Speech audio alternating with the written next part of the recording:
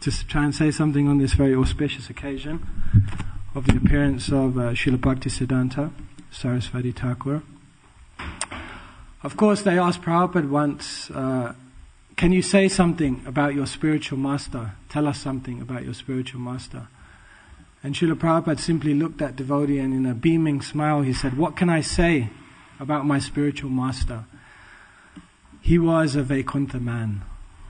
That's how Prabhupada summarized Bhaktisiddhanta Sarasvati Thakura. So today I will try to say something, some pastimes, some lessons we can learn from the life of Srila Bhaktisiddhanta Sarasvati Thakura. And just hearing these wonderful narrations will immediately bring us closer to Krishna. Actually, Bhaktisiddhanta, just while I wait for the verse, just say a few things about hearing class, because Srila Bhaktisiddhanta Sarasvati Thakura was very, very insistent that devotees really hear the morning class very attentively. Hearing Krishna Katha was a priority for Bhaktisiddhanta Sarasvati Thakura. In fact, one time one of the devotees who were living outside, he was a disciple of Bhaktisiddhanta Sarasvati Thakura. Bhaktisiddhanta Maharaj had realized he wasn't coming to the class. And then Bhaktisiddhanta was in a dialogue with him explaining the importance of the class. And then he made a very, very famous statement.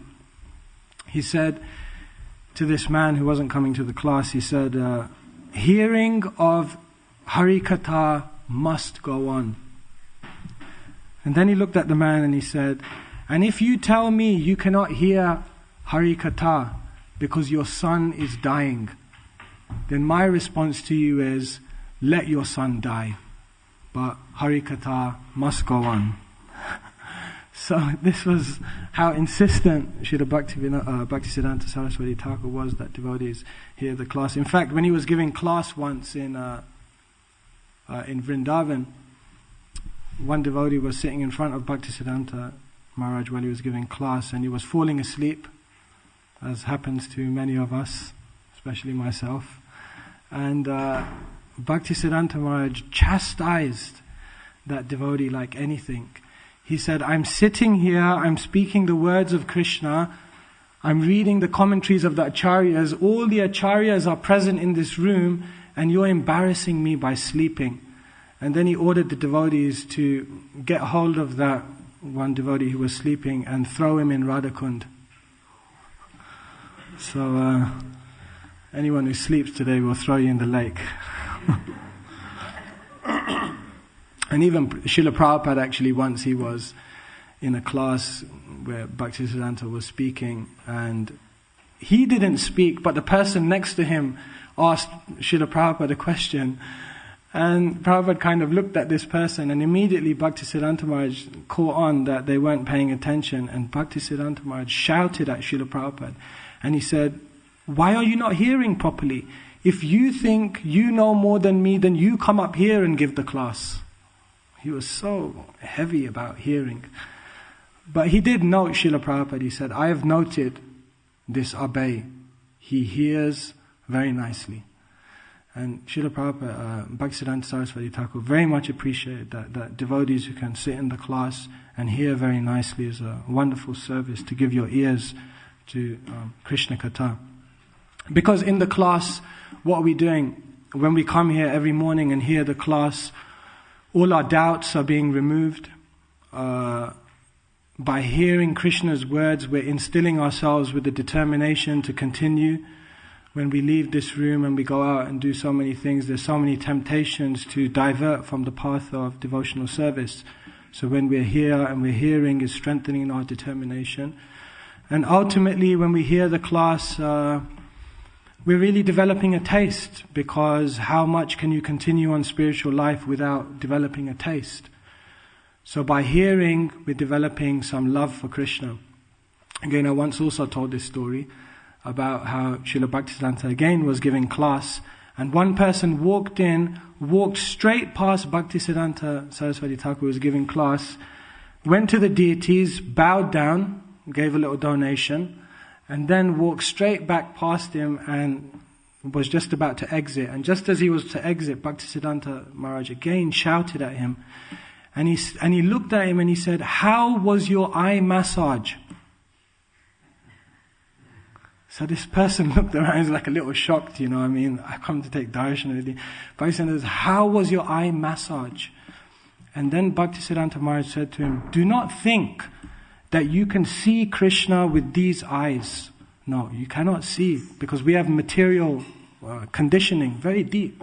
So do not think you can see Krishna with these eyes. You have to see Krishna through the ears. Because the process of devotional service is here, by hearing, Ridyanta sto here Bhadrani, all the anarthas in the heart become removed.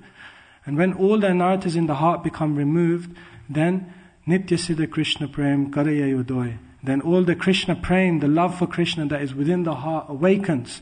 And when that love awakens for Krishna, and then when one sees the deities with love in their heart, then they're really seeing the deities. Otherwise, you cannot see Krishna. Therefore, Bhaktisiddhanta, in his very famous statement, said, "Do not try to see Krishna, but act in such a way that Krishna will want to see you." Shri Radha Gokulananda ki jai. Wow, that was quite... I just said, act in such a way that Krishna will want to see you, and then the curtains close. So maybe Krishna is not so happy with me. So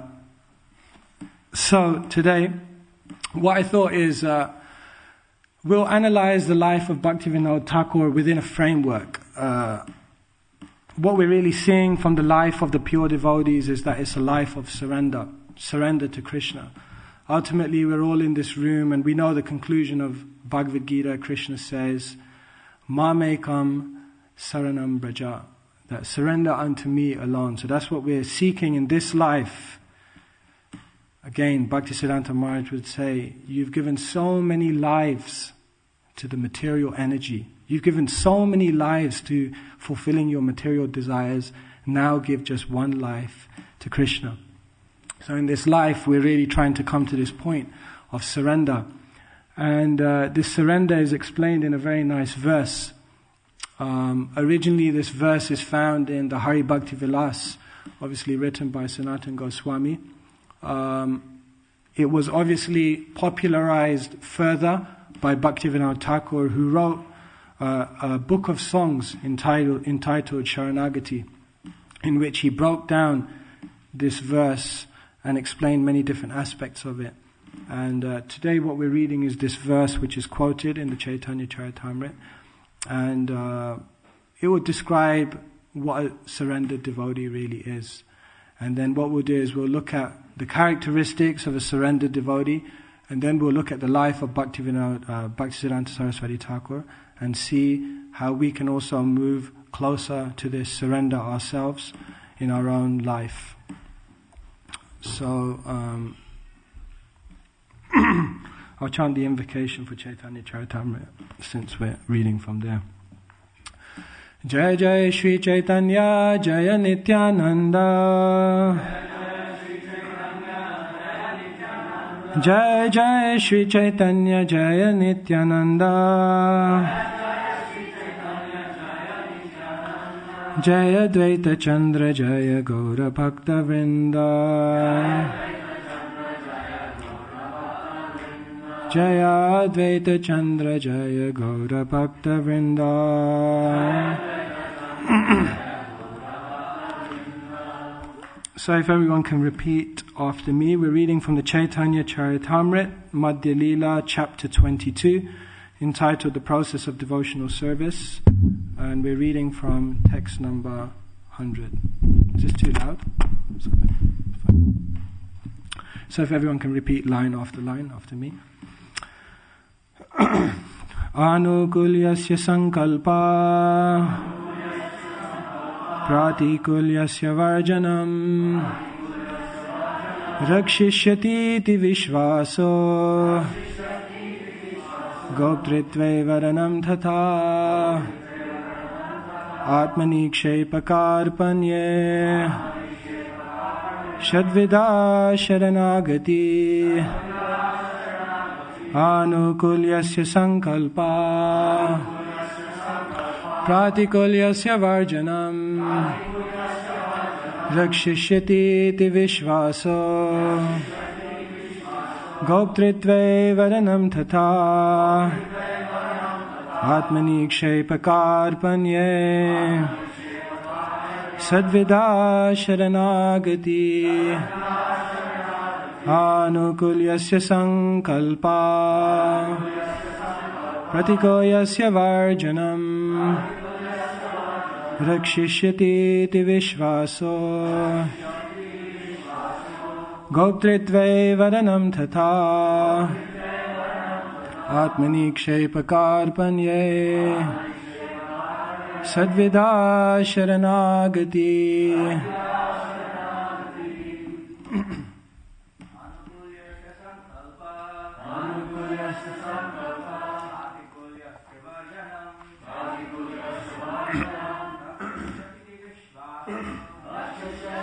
Vishvaso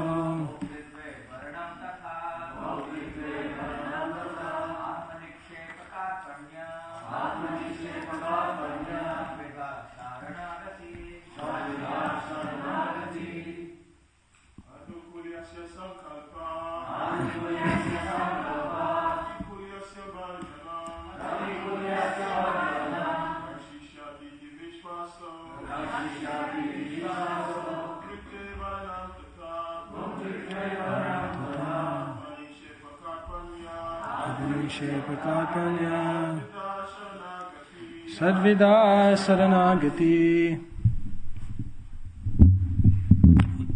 Mothers.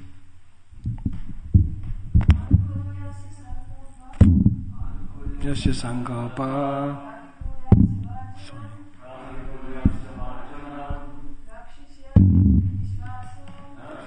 Iti vishvaso. Goptritve varanam tatha Atmanikshepakarpanye Sadvida saranagati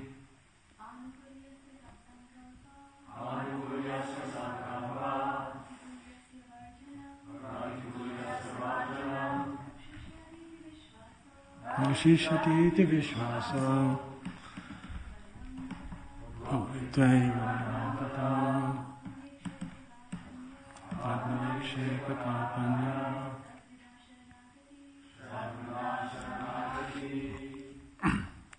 Anukulyasya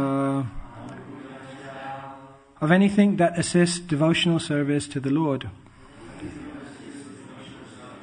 Sankalpa acceptance. Pratikulyasya of anything that hinders devotional service. Varjanam complete rejection. Rakshishyati he will protect. Iti thus. Vishvasa strong conviction. Goptritve in being the guardian, like the father or the husband, master or maintainer. Vadanam acceptance. Tatha as well as. Atmanikshepa full self-surrender. Karpanye and humility.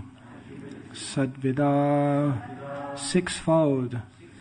Sharanagati process of surrender. Translation and purport by His Divine Grace Srila Prabhupada.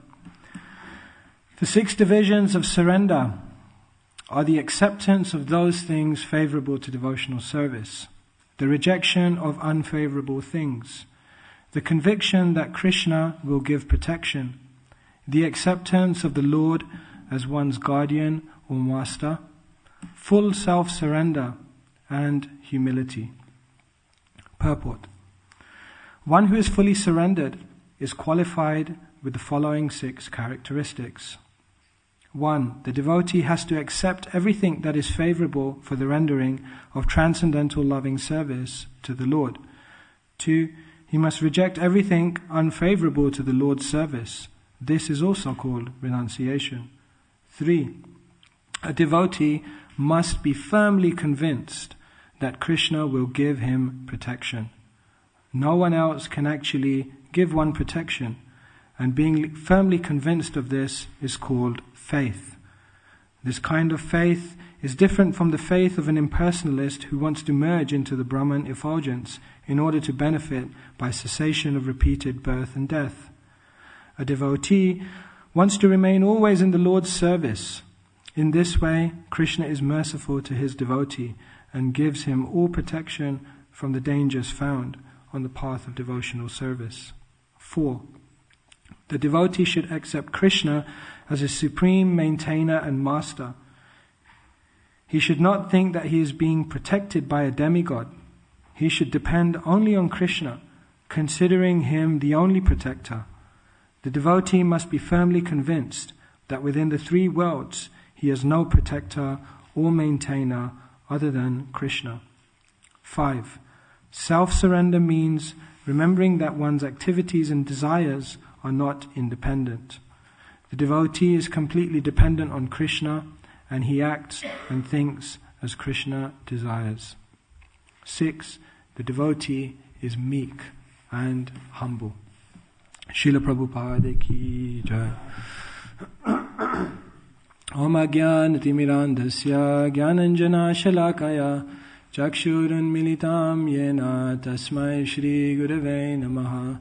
Shri Chaitanya Manobhistam Stapitam Yena Bhutale Swayam Rupa Kadamayham Nidati Swapadantikam Vandeham Shri Guru Shri Jata Padakamalan Shri Gurun Vaishnavamscha Shri Rupam Sagrajatam Sahagana Raghunathanvitam Tam Sajivam Sadvaitam Savadutam Parijana Sahitam Krishna Chaitanya Devam Shri Radha Krishna Padan Sahagana Lalita Shri Vishakanvitamscha.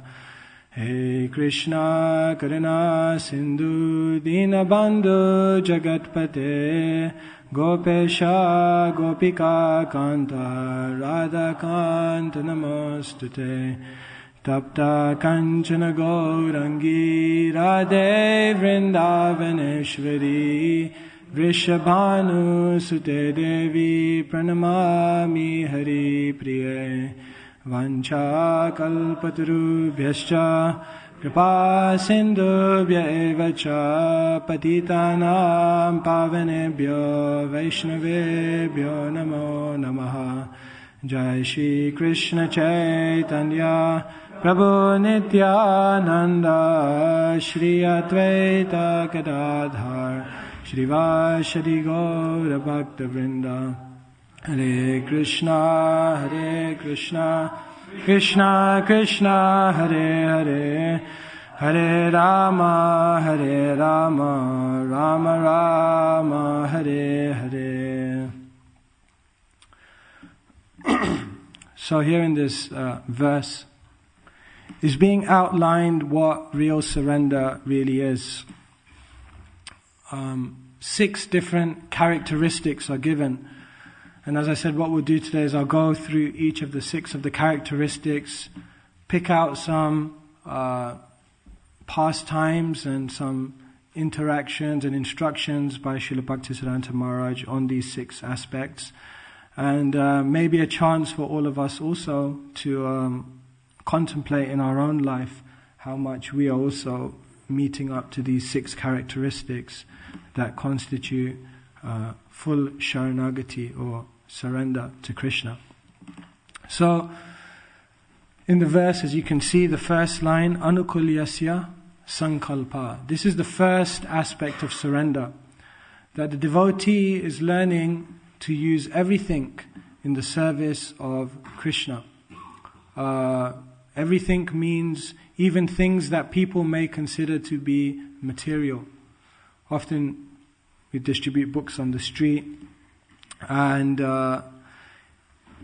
people who have read the books, often I meet them again and they ask, how is it that he's talking about Srila Prabhupada, how is it that he is supposed to be a saintly person, but he's driving around in cars, he has very nice watches, even when sometimes people come to the manor and I show them to Prabhupada's bathroom, they kind of like, I'm telling them that this is the saint, the renounced monk who founded this movement, and these are his rooms, and they're looking around and they're thinking, this looks more like the Queen's rooms. But so people are often bewildered, how is it that saintly people can be engaging so much with the material energy? Of course, this complete understanding is given by Rupa Goswami of Yukta Vairagya, that anything in this world is not inherently good or bad, but it simply depends how you use it. And we often give the example of a knife. Is a knife good or bad? Can anyone answer? It could be either. It depends how you use it. In the hand of a criminal, it could cause significant damage to another person. But in the hand of an expert surgeon, that same knife can actually save someone's life. So in the same way, in the life of Srila Bhaktisiddhanta Sarasvati Thakura, this could be one of the major elements that we see, how he was able to use everything in Krishna's service.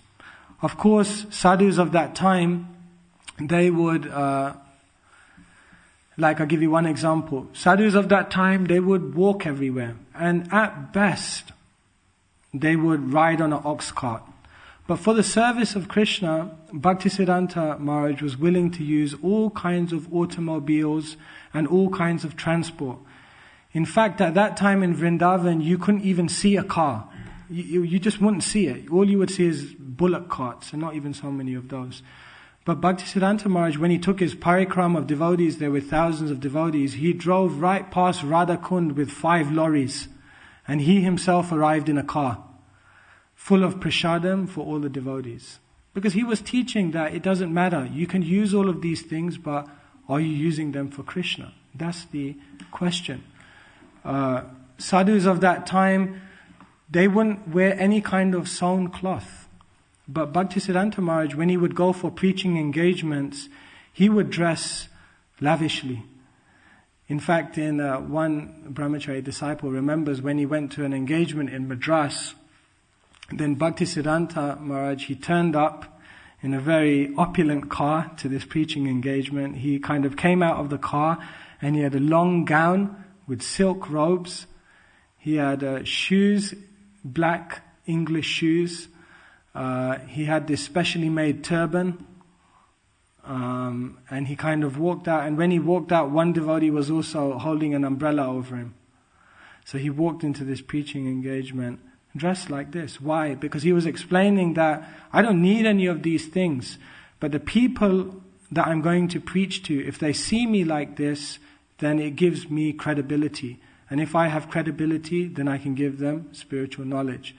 So for that end and for that purpose, Bhaktisiddhanta Maharaj was willing to accept all of these things. Of course, Bhaktisiddhanta Maharaj also was very expert at using all kinds of technology for Krishna, and probably the most prominent of that is the printing press. Srila Bhaktisiddhanta Maharaj was very, very keen to print as many books as possible and to distribute them widely.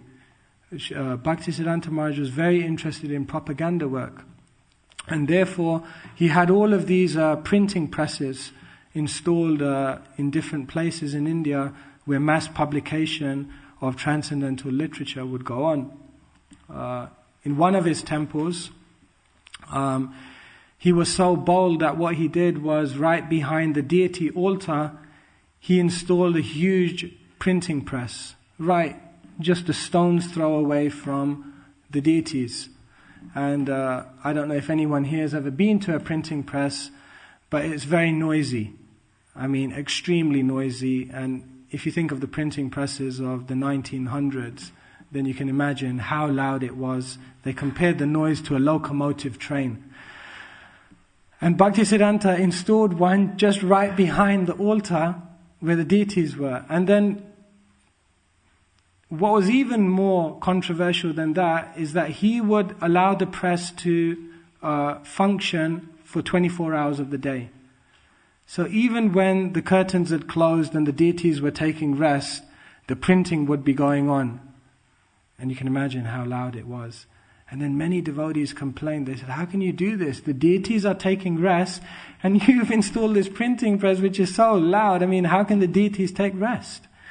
And then Bhaktisiddhanta Maharaj looked at them and he said, this sound of the printing press is just like a sweet, melodious kirtan. Because if you think about kirtan, what is kirtan? Kirti means fame, and kirtan means that which increases the fame. So he said this printing press, this sound is just like a sweet kirtan because the glories of Krishna are being produced and these glories will be spread all across the universe, all across the world. And therefore it's just like a sweet kirtan. So Bhaktisiddhanta Maharaj, he would obtain these printing presses and he would install them. In fact, just like we install deities, Bhaktisiddhanta Maharaj would have a ceremony to install a printing press.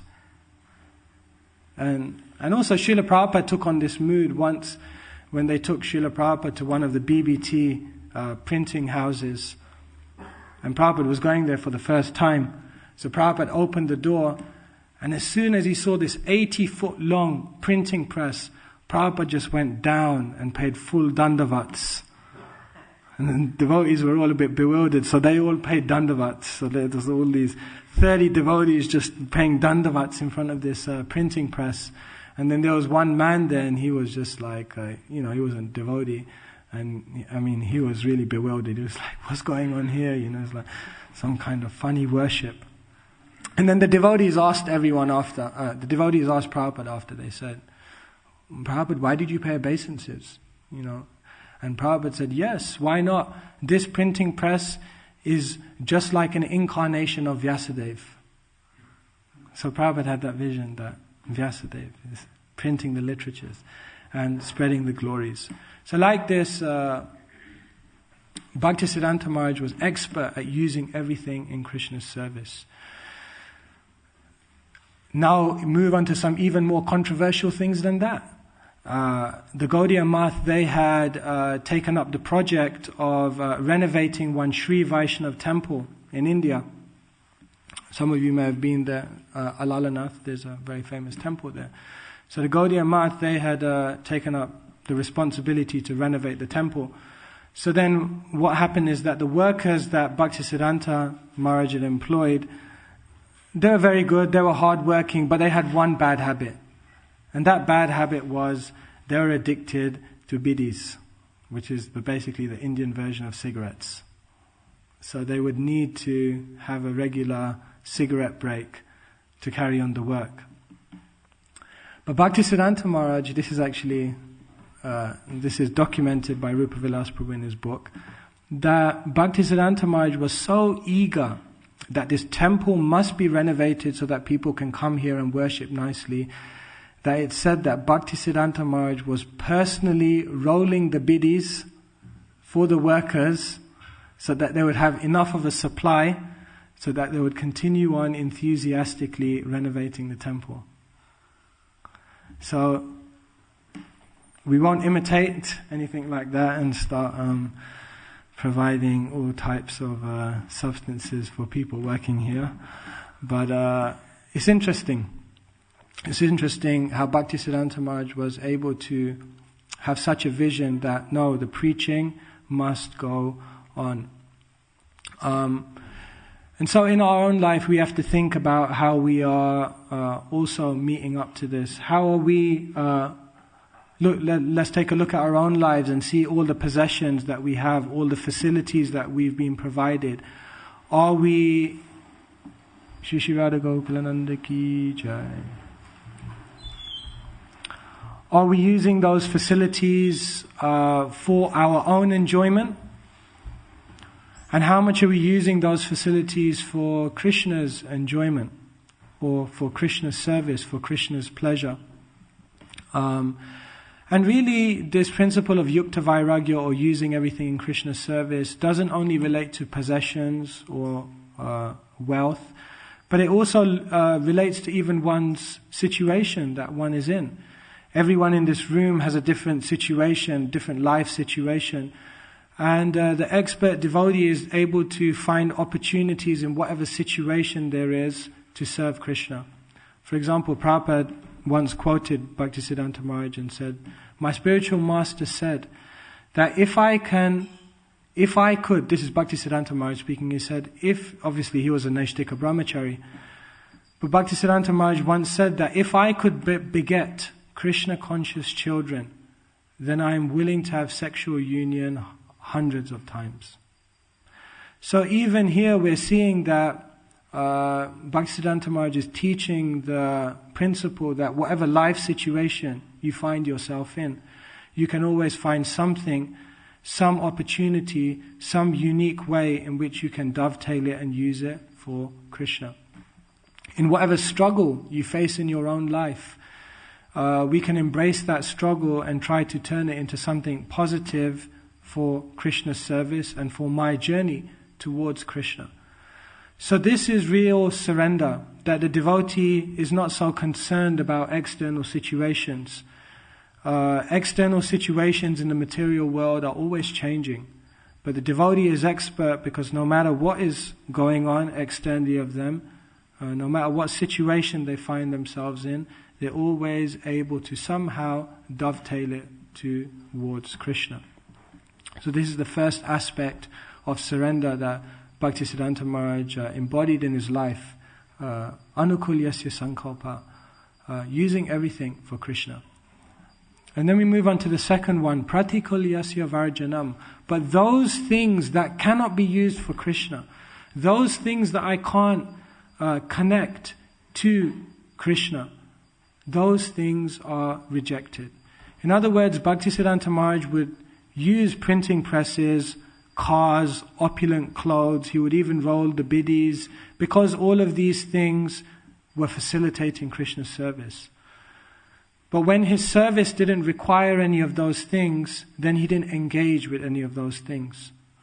So, like for example, Bhaktisiddhanta Maharaj in, I think it was 1905, at the age of 31, I'm coming up to 30 myself, so this really struck me.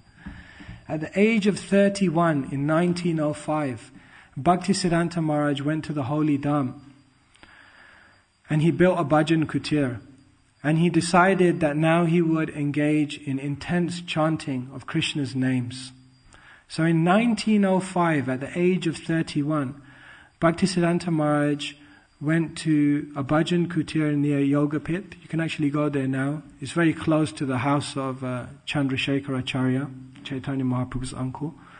You can go there, and he built a very simple bhajan kutir.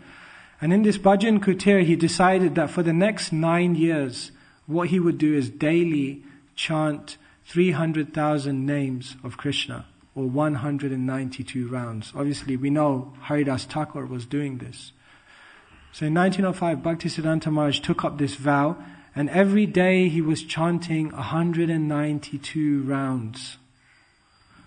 He said that during this 9 years, because his plan was that, great plan he had, amazing, that in 9 years, if he chanted 192 rounds every day, then in 9 years he will have chanted 1 billion names of Krishna. So he went to his bhajan kutir, sat down, very simple dwelling with his beads, and he started to chant Krishna's names.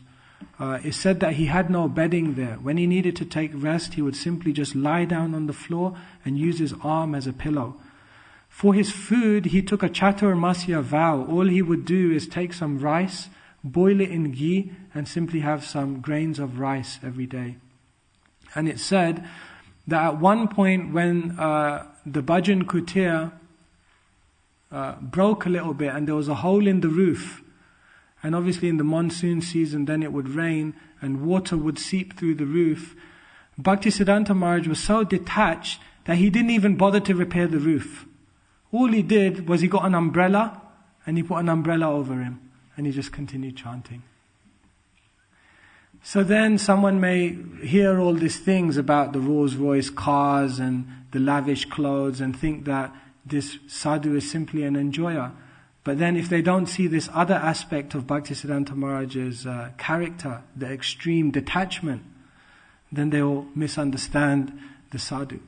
So when his service was simply to chant Krishna's names, then he didn't engage with the material energy, then he didn't need to get involved with anything, then he lived very simply. And in this way, he also exhibited this, pratikulyasya varjanam, rejection of things that aren't anything to do with your service to Krishna. Actually, Bhaktisiddhanta Maharaj gave a very nice story on this. It's kind of like an analogy. He said, a man is walking up a hill. It's a very steep hill. So he's walking up the hill and he's becoming very tired. And then what he does is he comes across a man, and this man has some horses. So this person, he's kind of a little lazy. He doesn't want to walk up the hill. So he comes up to this man. He says, if I give you some money, can you give me the horse so then I can go up the hill? So the man agrees. He gives him some money and he gets the horse. So now this man who's walking up the hill, he has a horse.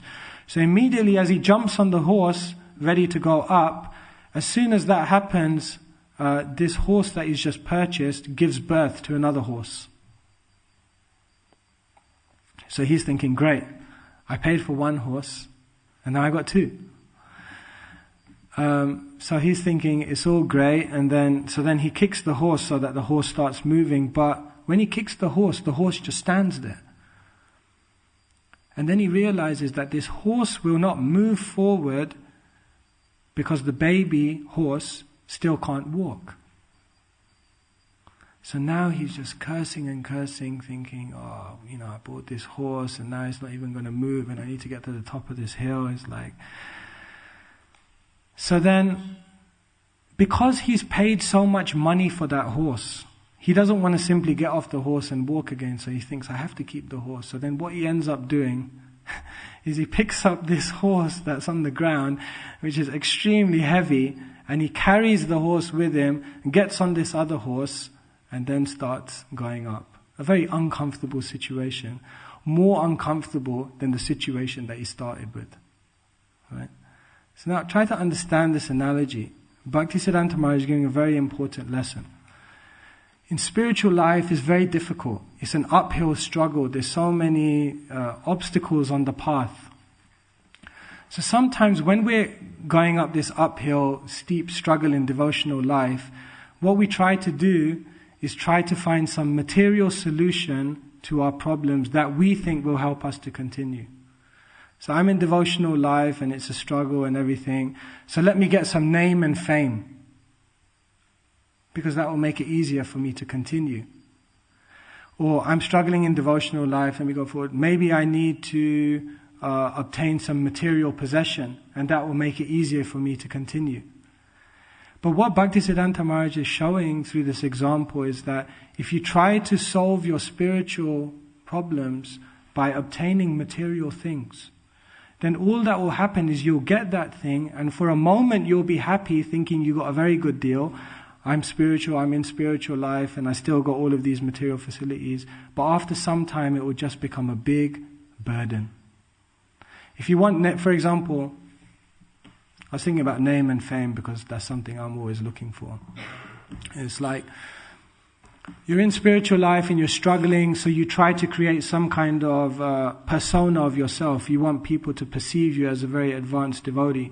So then what you start doing is acting in very external ways so that people will perceive you to be very advanced. And then by doing that you get some honor and some respect. But then what happens after some time is you just can't maintain that. And it just becomes a big burden to maintain that image. Maintain that, image of how you're such a great devotee, but actually in your heart you're not that advanced. So in this way, Bhaktisiddhanta Maharaj is showing through this story that we shouldn't try to fill the gaps in our lives by making material adjustments. If some material thing has no relation to Krishna, it should simply be rejected. And it shouldn't be, the devotee shouldn't think too much about it.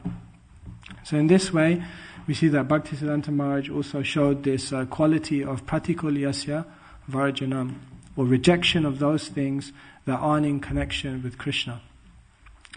The next two, Rakshishyati ti Vishvaso and Goptritve Varanam Tata, I'll cover them together. Rakshishyati ti Vishvaso means that the surrendered devotee sees that Krishna is his protector. That no one else is protecting me in this world, but Krishna is actually protecting me. And Goptritve Varanam Tata means that one is seeing that Krishna is the maintainer and who's providing everything in my life. So like this we see that Bhaktisiddhanta Maharaj was always completely under Krishna's protection. Fearless, as Srila Prabhupada was called Abhay Charan, fearless, having taken shelter of Krishna's lotus feet, Bhaktisiddhanta Maharaj also embodied that fearlessness. Sachikishore Prabhu was giving class on Monday and he mentioned this incident that in 1925, Srila Bhaktisiddhanta Maharaj took a parikram of devotees around Navadip Mandal, many thousands of devotees. And obviously, Bhaktisiddhanta Maharaj, he couldn't stand, it said in his pranam prayers, Rupanuga Virudapa Siddhanta Dvanta Harine. He could not tolerate any deviation from the pure principles of bhakti. So at that time in the 1900s there were many deviations, and Bhaktisiddhanta Maharaj was speaking out boldly against these people who were polluting the teachings of pure bhakti. He spoke out against the caste Goswamis who said that you can only be a Brahmin if you're born in a Brahmin family.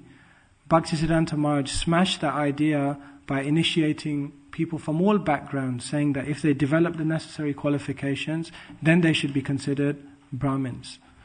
Bhaktisiddhanta Maharaj spoke out against Goswamis who were simply using the deities and the temple simply for material benefit, just to maintain themselves.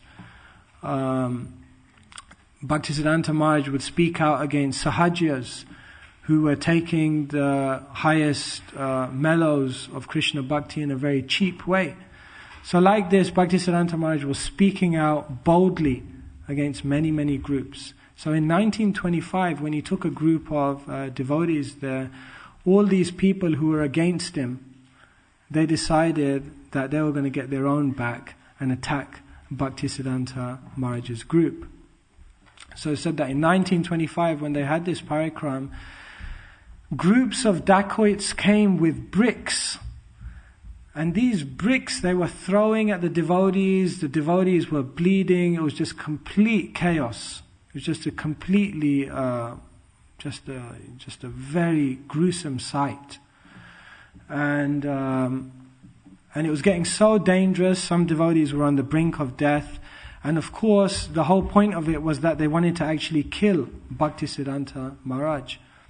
So one brahmachari, Vinod Vihari, he had the presence of mind to quickly get Bhaktisiddhanta Maharaj and take him to a secret place.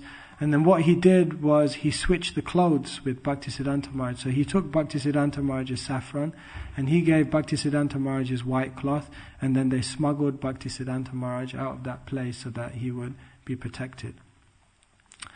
But what was Bhaktisiddhanta Maharaj's reaction to this? Of course, he was fearless, having taken shelter at Krishna's lotus feet. So even though there was so much trouble, what did Bhaktisiddhanta Maharaj do? He didn't stop the parikram.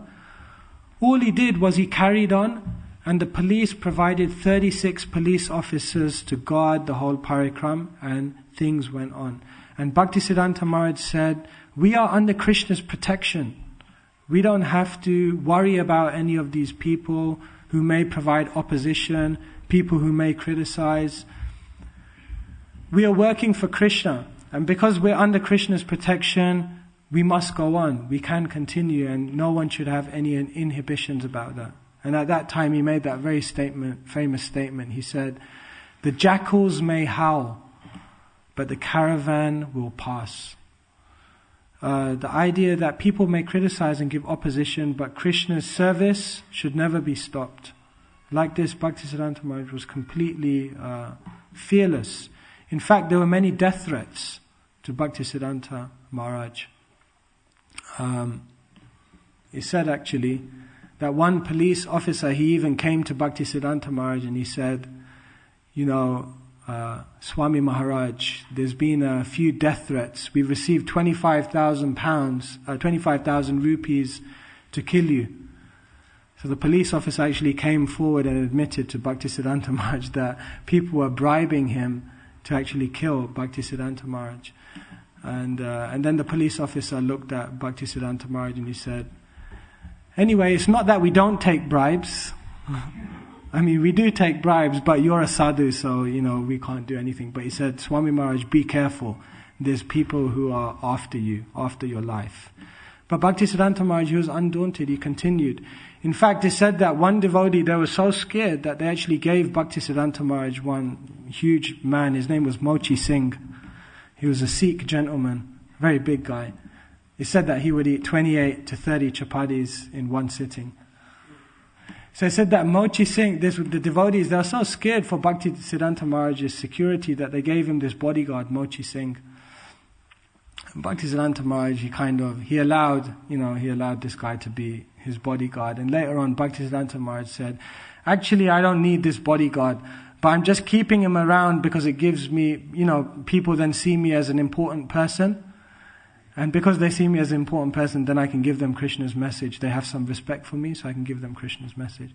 So he didn't have this bodyguard because he was scared or because he needed some protection. He was under Krishna's protection. But he used it in Krishna's service. Okay, people give me some prestige, so, I'll carry on. So like this, Bhaktisiddhanta Maharaj was fearless. Fearless, having taken shelter at Krishna's feet. He would also teach the highest principles, that we should always realize that Krishna is our maintainer. That Krishna is our real, as we say, Krishna Mata, Krishna Pita, Krishna Pranadan, that Krishna is the real mother and father. Krishna is maintaining our life. It's said that when young men would join Bhaktisiddhanta Maharaj's ashram in the Gaudiya Math, then as we know, when young men join the ashram, then parents become a little, not so happy. Of course, they had their desires for their son. So what would happen is when these young men would leave their homes, then the parents would come searching for their sons. And when Bhaktisiddhanta would find out that one parent was coming to pick up his son, then Bhaktisiddhanta Maharaj would hide that boy under a bed or hide him upstairs or just hide him. And then when the parent would come, Bhaktisiddhanta Maharaj would say, well, I don't know where he is. And like this, and then the devotees, the boys who had joined the ashram, they would be very bewildered that, my parents, they're hurting so much and they're crying. And then Bhaktisiddhanta would tell them in very strong words, he would say, your parents may be crying, but these tears, these are the tears of Maya. Through these tears, Maya is pulling you to hell. Very strong statements he would make. And he would tell these boys that actually your real mother and father, Krishna Pita, Krishna Mata, Krishna Pita. Krishna is your real mother and father. Krishna is your real maintainer. Just surrender to Krishna. Now I guess I should qualify that. It's not that Bhaktisiddhanta Maharaj was against any kind of family life. But when he saw that one was coming and one was ready to give up everything and one was ready to sacrifice their life only to serve Krishna, then he would do the necessary to allow the devotee to traverse that path and give whatever support he could. So like this, he explained that, to these young boys that yes, Krishna is your real father. Krishna is maintaining you. And he explained this principle that if you surrender to Krishna, if you give everything in your life to Krishna, then you will never be the loser. Because Krishna will provide for you. We have to have that faith, that strong shraddha, that Krishna is our protector and Krishna is our maintainer. So, like this, we're seeing through the life of Bhaktisiddhanta Maharaj that he was showing this, of how we should develop this mentality within us. And then we move on to the next item of surrender, Atmanikshepa. And Atmanikshepa means full self-surrender. Often, when you read through the Shastras, you see these different words coming up again and again. Atmanikshepa, Atmanivedan, Atmasamarpan. These words are coming up, the acharyas are mentioning them again and again. And basically what it means is that if we analyze our life, everyone has to analyze their own life. I've analyzed my life. I can see there is immense self-centeredness there. We are struggling with this self-centeredness. And what real self-surrender means, it means to give up one's self-centeredness. It means to start seeing life not from our point of view, but from the point of view of Krishna. Like I give you an example. I was on, we were doing traveling Sankirtan in the Midlands last week. Anyway, so I was out on the street. I think it might have been Loughborough. And as I was distributing books, one man came up to me and he looked very intense, It's like, he looked angry, like I could see him coming from a mile and he just looked angry, So anyway, so then he walked right up to me, and as he walked up to me, his face was getting more and more and more and more intense.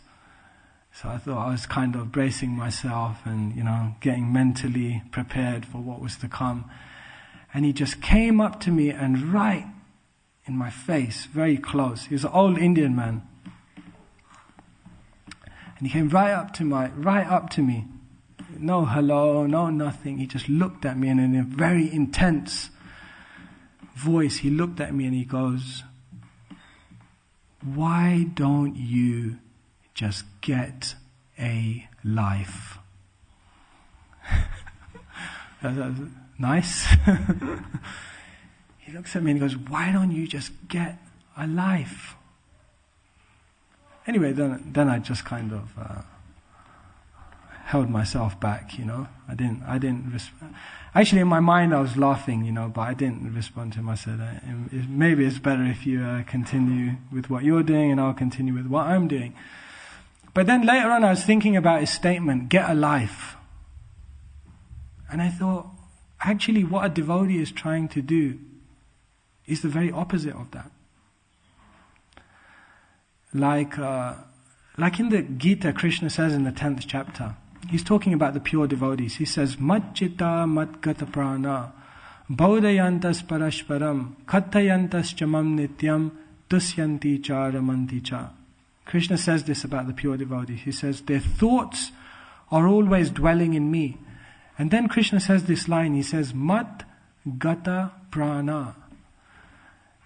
And if you analyze the Sanskrit, mat gata prana, that means literally the life of the pure devotee. Krishna is saying, their life enters into my life.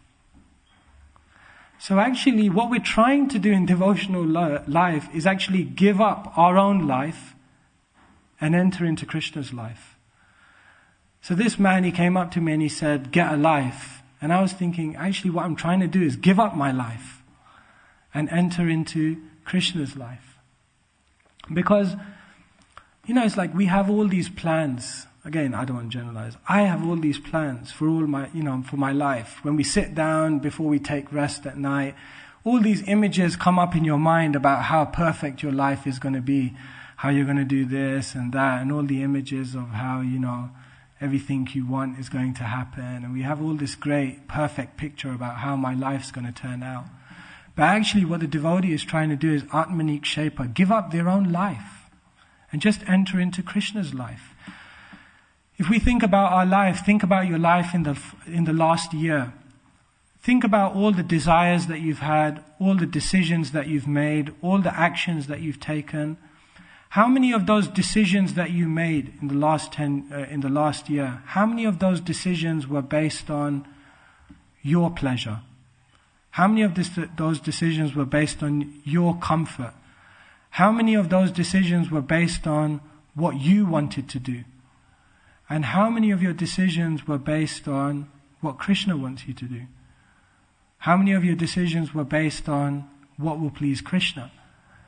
If you make an analysis, it's very kind of eye-opening to see that still we're practicing devotional life, but there's still so much of our own interests that we're looking after. So obviously in the conditioned state we realize you can't be completely transcendental and just do what Krishna wants. But more and more in our life we should be seeing that more and more I'm making decisions based not on what is good for me, but what is pleasing to Krishna and what will give Krishna satisfaction. This is the journey, or this is the way in which the devotee is moving. So therefore, and Bhaktisiddhanta Maharaj showed this in his life, that he expected the highest surrender of the devotees. Like one devotee, he was an expert preacher, and he would go out, and at one point he was doing a tour and he was doing many Pandal programs. And he would go to all these Pandal programs and thousands of people would come. They would distribute prasadam, thousands of books. I mean, it was a big success. After his whole preaching tour, he came back to Bhaktisiddhanta Maharaj, and he came back to the room where Bhaktisiddhanta Maharaj was sitting. And then he started to give his preaching report. We did this many programs, this many thousands of people came, we lectured on these topics, these many plates of prasadam were distributed, this many books went out. And he gave the full, successful report of the whole preaching activity. And then Bhaktisiddhanta Maharaj just looked at him and he said, "You have not understood." And this devotee was thinking, "What do you mean? I mean, this is all for you, I'm offering this at your feet." Bhaktisiddhanta Maharaj said, "No. You have not understood. You have not understood that you are mine." He said, "You haven't understood that you're simply my property. You go around and you do all of these things and it's all very nice, but still in your heart, you haven't given up sense gratification. You haven't understood that you're my property." It's incredible level of surrender. So therefore in our own lives you can see there's two levels of surrender. One is an external type of surrender where you follow all the principles, you may externally do what your authorities tell you to do. In other words, externally you're doing everything you need to do in terms of surrender. But then there's a deeper level of surrender which is an internal surrender where you're actually giving up, you're really giving your heart. You're really giving your heart. It's like you can do something externally and still not give your heart. So that's, a level of surrender is there, but it's not the deepest type of surrender. But what Bhaktisiddhanta Maharaj was teaching throughout his life and throughout his instructions, that one has to get to the deepest level of surrender, where we're only seeing Krishna. We have to get to that point in our life where we're only seeing Krishna. Like one sannyasi was saying that recently he went to an airport. So they asked him, aisle seat or window seat? So he said, "All right, I'll take a window seat." So then he got onto the plane and he was sitting by the window seat and the plane took off and he was looking out, all the wonderful scenery that you can see from a plane so high up. And then he opened the Nectar of Devotion, which is what he was reading at that time. And he opened it to a page where it was describing the gopis. And then there was a statement there, the gopis never wanted to see anything except Krishna. And then he was thinking, here I am, in this plane, in a window seat, looking out at all this, scenery. But the gopis, they didn't want to see anything. They only wanted to see Krishna. And then he was thinking, when in my life will I also develop that kind of vision, where in my life I'm only seeing Krishna? Like also, last week when I was in Leicester, we were at someone's home. And that is a very nice picture. It's a huge picture of Radha Shyam Sundar, Vrindavan. And I was chanting japa basically back and forth from that picture. So it's like this huge picture of Radha Shyam Sundar, but obviously it was framed and it had this glass in front of the picture. So you can also see your reflection in it. So I was chanting japa going back and forth, And when I was chanting towards the picture, if you imagine that picture, that I was going towards that picture, I was just looking at myself. And then it happened again, second time, third time, I was looking back and I thought, I'm right in front of Shyam Sundar, Radha Shyam Sundar. Wonderful picture. I'm dressed in dhoti, tilak, I have my beads, I'm even chanting Krishna's names. But still, when I walk there, I'm only seeing myself. And then I was realizing that you can practice devotional life, you can do all of these things, but you can still be so selfish within your own heart that you're only seeing your own comfort and your own desires, and everything's just around you. So here we see that Bhaktisiddhanta Maharaj is showing the highest level of surrender. Atmanik Shepa. I'm going to tie up now because it's getting late. And then the final item of surrender is humility. Bhaktisiddhanta Maharaj would always teach that the surrendered devotee is humble. That there's no question of knowledge if there's no humility. We read that in the 13th chapter of the Gita, Amanitvam Adambitvam, that Krishna is listing different items of knowledge, and the first item of knowledge he lists is humility. Because if there's no humility, there's no real knowledge. There is no real knowledge if there's no humility. Like one person came to Bhaktisiddhanta Maharaj and said, he was a very prominent figure in India, and he came to Bhaktisiddhanta Maharaj and he said, I have many questions for you. I need to spend some time with you and discuss these questions. And even though he's a very prominent figure, Bhaktisiddhanta Maharaj just looked at him and he said, I'm very busy, but there's some brahmacharis there in the pujari room. Go and ask them. So this man looked at Bhaktisiddhanta Maharaj and he said, no, they're very simple. I need to speak to you. You're the acharya. I said, no, you just go there. Go to the pujari room and speak to them. So then this man, he went to the pujari room. They went into the pujari room, the brahmacharis were there, and they were engaging in a maha clean-up, so they were wiping all the pots and shining all the paraphernalia. And then he said, I've got a few questions, can I ask? And brahmachari said, yeah, you can ask, but can you just help us first? I mean, we're doing this maha clean-up, maybe you just help out, and then when that's finished, we can have a discussion. So like he didn't really want to do it, but he thought, anyway, I'm here now. So then he rolled up his sleeves and he started cleaning. And he really got into it. He got into the cleaning, he was shining all the paraphernalia. Finally, after a few hours, he came out of the room and Bhaktisiddhanta Maharaj was there. And Bhaktisiddhanta Maharaj, he said, so did you ask the brahmacharis your questions? And the man said, no. And Bhaktisiddhanta Maharaj looked at him and he said, well, why not? And the man said, when I was in there doing that menial service for Krishna and really engaging in that activity with my heart, actually Krishna revealed all the answers from within. So like this, we're seeing that when there's a humble service attitude, then everything becomes revealed to that devotee. One devotee came to Bhaktisiddhanta Maharaj and he said, can you tell me what is the position of the spiritual world? And he was asking all these intricate questions about Vaikuntha and the spiritual world. And Bhaktisiddhanta Maharaj, he just looked at the devotee and he just said, just meditate on Trinadapi Sunichena and you'll find the answers. In other words, you've got to be humble. You can't just... this knowledge is transcendental knowledge. It's awakened within the heart, and therefore one has to prepare the heart with some humility before one can actually understand all the esoteric truths about spiritual life. So, Bhaktisiddhanta Maharaj was very bold. He was very bold, but he was also very humble. And it's said that even when his own disciples would come to him and pay obeisances, Bhaktisiddhanta Maharaj would return with pranams and say to them, Dasosmi.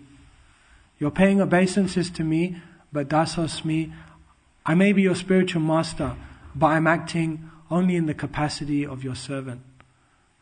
So like this, Bhaktisiddhanta Maharaj also exhibited very deep humility. So like this, there's many, many pastimes.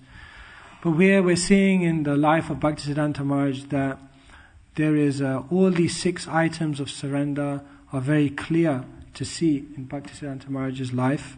And we can also contemplate how we can also become similarly situated. just going to end on one final point, that I think it would be incomplete to have a class on Bhaktisiddhanta Maharaj and not mention preaching. Because today what we're trying to do is not only remember the glories of Bhaktisiddhanta Maharaj, but also trying to get his mercy. And therefore we have to understand what the deep desire of Bhaktisiddhanta Maharaj was in order to access and obtain his mercy. And so, like I'll read one thing, Prabhupada. This is in 1961, Prabhupada was attending the Vyasa Puja of Bhaktisiddhanta Maharaj, and all his god brothers were there, and most of them were senior to him. There were sannyasis and other senior members, but they invited Srila Prabhupada to come up and give the speech. And then Prabhupada, this is what he said in his speech at Bhaktisiddhanta Maharaj's Vyasa Puja. Very powerful point he's making. Prabhupada said, "Now all of you are returning here on his order to worship him on Vyasa Puja day. All together you are engaged in worship of your spiritual master." And then Prabhupada made a heavy point. He's looking out at all his god brothers, and he says, "But a festival of fruits and flowers does not constitute worship. One who serves the Guru's message really worships him. The service of the message is the real transcendental vibration."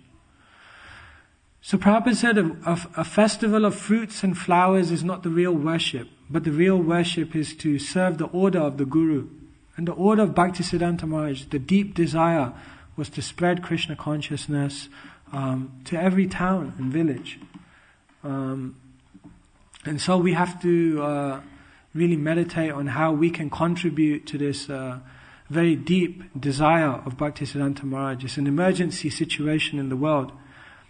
Like obviously Haiti, 200,000 people, just like that in one catastrophe.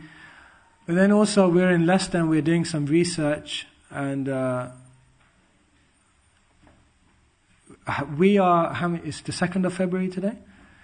So we're about 1 month into 2010. Now let me give you some statistics here. 2010 is just 1 month old.